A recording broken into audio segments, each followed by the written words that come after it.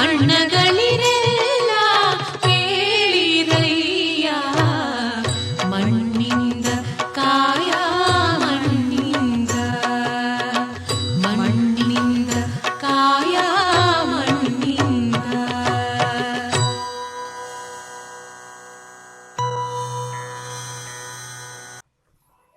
Welcome back to Design of Substructures. In this one we are discussing today second module. Second module is about shallow foundation. Okay, of course in this module we are going to discuss also types of foundation, types of footings and they all, and along with that we will even completely we will study about shallow foundation. Okay, we will study about shallow foundation. Now what is shallow foundation? First of all we need to think what is a foundation. What is foundation? This is a substructure which will be there below the ground, and the main function of this foundation is which transfers load which are coming from superstructure to the ground. Okay, it acts like a broker in between superstructure and the ground. Safely it need to transfer the loads coming from superstructure to the substructure. This is the main function of foundation. Okay, based on that we have two types. This foundation can be classified into two types. The one is deep foundation and the second one is shallow foundation. The first one, if we consider shallow foundation, see this is your ground, and in this ground if we have this foundation, this is a foundation or a footing, then let us consider the breadth is B and the depth is D. And if this depth is less than this breadth, then that type of foundation or footing is called as shallow foundation. That is called as shallow foundation. If this depth is more than B, then that is called as deep foundation.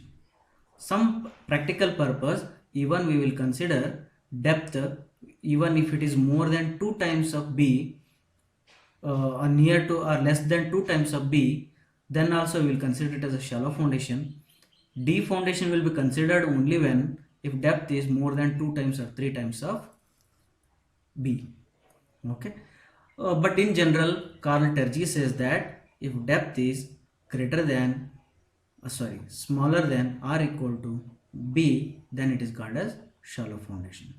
Then shallow foundation we have a types again in that shallow foundation that we will see in the next section. And what is a deep foundation? As usual, deep foundation is where depth required for the foundation to transfer the load is very greater than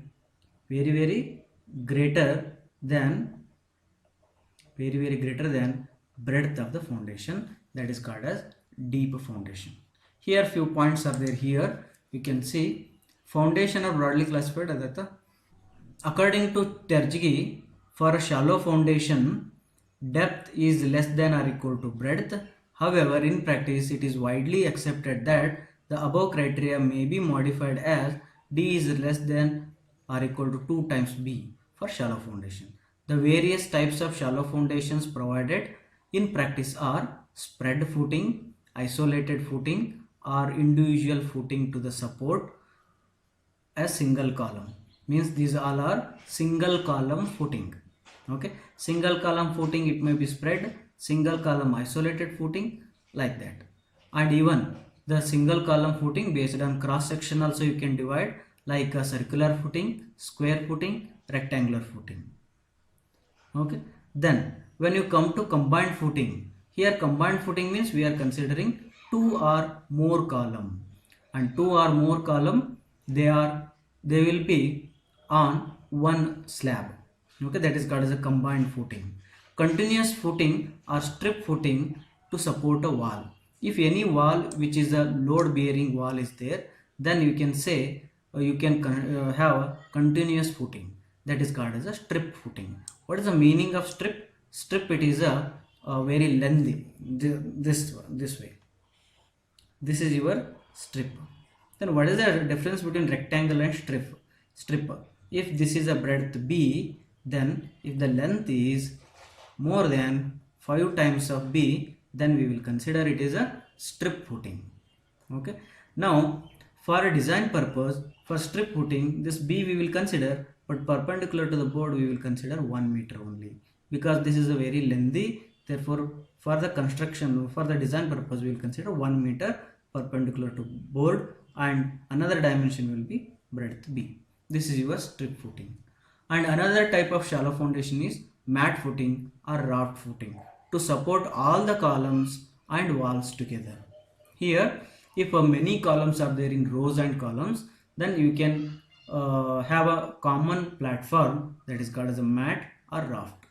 There are 4 type of shallow foundation: single column footing, 2 or more than 2 column footing, then continuous footing, then raft or mat footing. Again, based on them, then here also in single column footing also we have a different type, combined footing different type, continuous footing different type, mat and raft footing different types. I will explain whenever I come across these headings, and at the end of this module I will explain each and everything, because now you may be familiar with the terminologies associated with the classification, but I am sure that at the end of this module, if I explain classification of foundation or a footing once again, then you will come to know the terminology and their meanings exactly. Okay, then what are deep foundations? There are 3 types of deep foundations we come across, that is a pier foundation, pile foundation and well foundation. Pier foundation means this abutment piers will be there, for them we will give a foundation. And pile foundations, commonly you will be knowing that, and 1 or 2 piles, you may have a group of the pile and put a pile cap and give the foundation on that.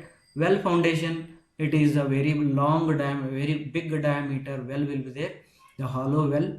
It might be constructed by masonry or concrete, RCC, and inside a sand will be put. That I will explain when I come across the well foundation. These are classification of foundation. Now we will understand classification of shallow foundation by seeing their figures. See here, you can see this shallow foundation. Here a single column is resting. This is a single column is resting, and the load which is coming from the superstructure which come through the column, and it is spreaded here. Okay, the load is spreaded and it is transferred to the foundation. Okay, now therefore this footing we will call it is even spread footing. Why? Because load is spreaded here, therefore it is also called as spread footing. Understood? And the shape of this one is square, therefore it is called as a square footing also. Single column, spread footing or square footing. And if you provide, if any inclination to the column here, a uniform inclination if you provide here, then even that we will call it as a isolated footing. Okay, isolated spread footing. Thus, that when to give this inclination, when we will not give this inclination, and when to give us steps to the foundation, these all we will consider when we come across the foundation design. In this chapter, just you are getting in this class you are just understanding the classification of foundation and some important terms which are used in this foundation. And see here, this is a column, and this is the column dimension, and this is as it is a square footing, therefore this breadth and length both are equal. This is, you can call it as a breadth, and this is the length, and both b are equal. And this is your depth of slab. The below one slab will be there. This is the depth of slab, and if the ground level is here, then you can call this much is your depth of footing. Depth of footing will be from the ground level to the bottom of the bed concrete. Okay, that is your depth of footing. This is all about square footing. When you come to rectangular footing, here you will have breadth b and length will be somewhat more than the breadth. And always this length we will consider perpendicular to the paper and B we will consider in the paper. Means always whenever we represent a rectangular footing, we will call this as a B, and where is L? L is perpendicular to the paper. Okay. And in some cases, if L is more, depending on this projection, how much it is projected, based on that we will consider unit length perpendicular to the paper, or sometimes we will consider the entire length also. That I will explain when I come to the problems. And here we will just understand that if this is a B and this is the L. In most of the cases, this breadth and length, these two dimensions are decided based on the dimension of the column. If the column is a rectangular one, then if this is a small b and this is the small l, then b and l ratio, what ratio it is there, we will provide this capital B and capital L ratio also in the same with this B and L. Okay, in many cases. Now when you come to based on the cross section, even you can have a circular footing also. Circular footing we will consider for lighter structures only, not very important. For very important structures we don't prefer circular footing. And here you can see the diameter will be D and the depth of the slab you can measure it here. And if the level of ground level is here, then again the same definition, depth will be here. Then here instead of B we are considering diameter D. Okay. Now coming to continuous footing or strip footing. Okay, this is your continuous or strip footing. Here you can see one wall is there, on that a load is there, and these all loads are acting on the wall, and this wall we will call it as a load bearing wall. Means here we are not using any columns, and this wall is, this load is spreaded again to the ground through this bed. You know? Therefore it is also sometimes it is also called a spread footing, but it is a strip footing. Why? Because its length is very large compared to breadth B. How much large? If it is more than 5 times breadth B, then we will call it as a strip footing. But in design always we consider B as it is.